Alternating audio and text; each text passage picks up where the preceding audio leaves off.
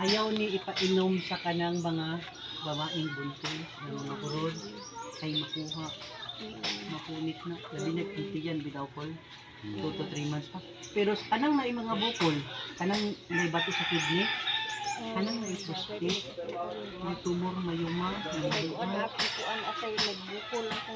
mga anak ma'am paminaw ma'am Ako ko maoperahin. Magani. Nada sa gamot gihapon. ano din pag herbal kini bitaw sa ma'am kanang may mga bukol ma'am paminaw ha kini ang dapat nimong iwasan ha iwas-iwasi ang tanang mga sulta kanang mga aslong mantikaon ug bugnaw kung may mga hubag-hubag kanang may mga bukol kada buntag te o kada kada buntag te inom ka ana tapos inom kag lukewarm mura yung kuanin mo kana pwede na to na itubil ron tapos ina kadi magamit ka ana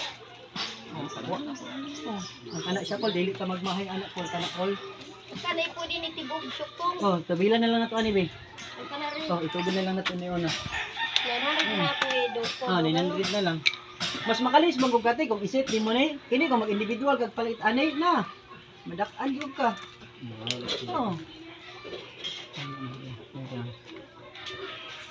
yung kwarta ti makita naman natin mga butang mga gamit Sa tapain te kol te paminaw gon kabantay ta usahay sa kanang kinabuhi nato kana bitong night time natay kwarta pero matingala ka ang kwarta nato mahulot dayon wala manggaling tay na palit kol di ba oh total kining gipalit nato para man ayuhan sa tong lawas oh hurot anig tubil diri ha medyo mapait ni siya ha pero sa kuan bawal lang sa buntis ni ha kuan lang ng ihatag sa mga Maubos na syukong po oh yan. syuktong red wine pero mas nindot red wine kay good for the heart ang red wine Sus, grabe naman ka sa class.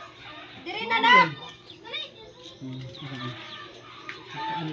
Ako, Salamat ha. oh, you're welcome te. Hmm. Sige ra, salamat. Taw, di bagod mineral ang tubig dire. Sige ra. Kana ubusan ng mineral.